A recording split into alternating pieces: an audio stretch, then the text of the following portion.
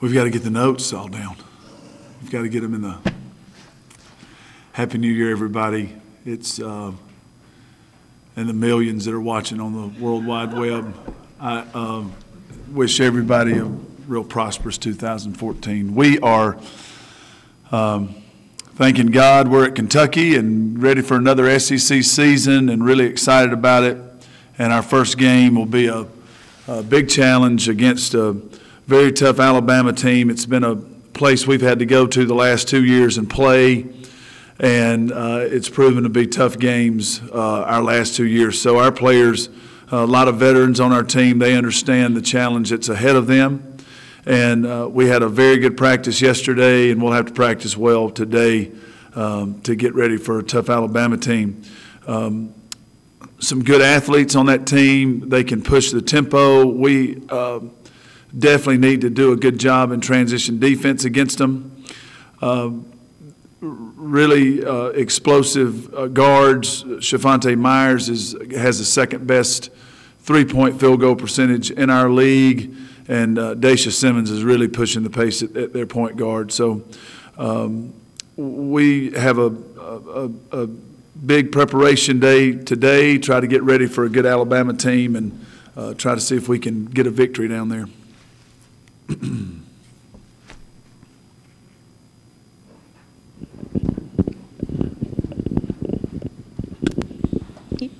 Good morning. Good morning. Happy New Year. Happy New Year. You had talked about getting better defensively before conference play, kind of in this little small break that you had. What do you have to do to get better defensively, and kind of what areas are you looking for the most improvement?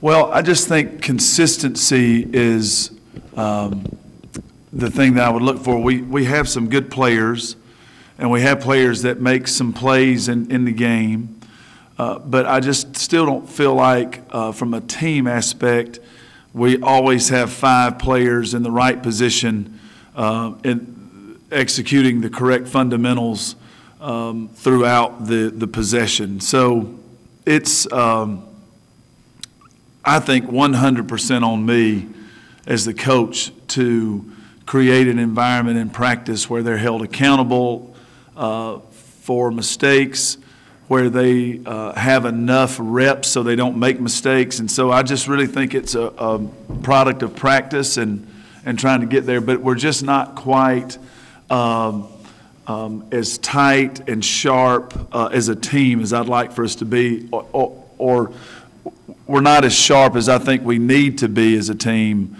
to be the kind of team we want to become. So, like this morning, we're going to really try to spend some quality time on some fundamentals of defense and try to get our team much sharper in fundamentals as far as your stance, your footwork, and your position. Did you guys work so much on offense that it's possible it took away from some of the defensive fundamental stuff you did? Or, I mean, you obviously only have a set number of hours and days you can practice. So does one kind of hurt the other? Or yeah, well, I think that I think what we felt like big picture-wise we needed to do was take a step forward offensively. And so I think that may have some impact. But I think also with the way games are being called, just fundamentals, and as you watch games from last year and you're watching and you're like, that would be a foul, that would be a foul. So I think a product of it is our fundamentals just have to be a little bit sharper than they have been in the past. And not that we've had poor fundamentals, but just where if you didn't close out correctly and you let them go to the middle, for instance, you might be able to get in there and bump them a little bit and level them off with your body, and they wouldn't call that. And now you just can't do that. And so now it's so important in our system to close out correctly on the wing and send them baseline where the help is. And we're just not as sharp on that. So I think it's probably more it might be a combination, but I think it's probably more the way we are calling the game, which all the coaches have gotten behind, and scoring's up, and we think that's good for women's basketball. But for our team in particular, we just need to sharpen up on our fundamentals. Bria Goss has, I think, 15 charges already this season. She had 20 last year. She's double anybody else on the team. Is there something she does specifically that makes her good at taking charges? Yes, she takes them. And she doesn't, I'm serious, she doesn't hop out of the way when the ball handler's coming toward the basket is the distinct advantage she has over the rest of the team. So the fact that she will just take one is key to her success there. That's another major issue on our team that we haven't done as well as I think we can and we need to. You get people in a hurry, you get them out of their offensive set, eventually they're putting their head down and going to the basket, and we either have to start taking charges or, you know, I don't know if it's, you know, Asia Bishop's a member of a religion that's not for taking charges or what that is, but like somebody like her, I told her, either take a charge or you're going to have to start blocking shots because she will not take a charge.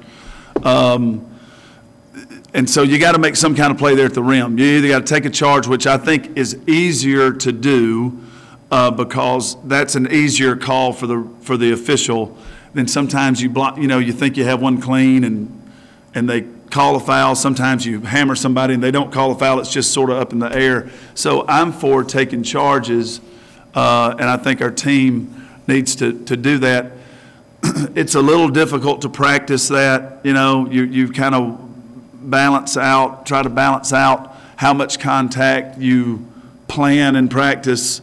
So we've worked on it some, but I just think at some point it's got to be our players' mindset, and Bria has a great mindset for that. And she's really the only person that's doing it consistently well on the team, and that needs to change, I think. Is taking charges an art form? I mean, is it in your mind? It can be. Yeah, I think that that there are definitely players that are better at it than others. And it's all just, in my mind, I think it's all people that don't do it that well are just afraid of the contact or afraid of the fall or not in a real good stance. I think you really need to get your stance really low, and I think it helps when you keep position and take the hit. Asia tried to take one. I shouldn't beat up on Asia too bad about it. She tried to take one the last game, and she got there, but she fell before the contact, and they're not calling that. And so, you know, being able to square it up and take it with your upper body and showing the official that collision, and the more you can fall back, you know, Bria's good at it. Adia Mathis was really good at it. We've had some players, you know, here in the past that have sort of made it an art form. We have several that have not.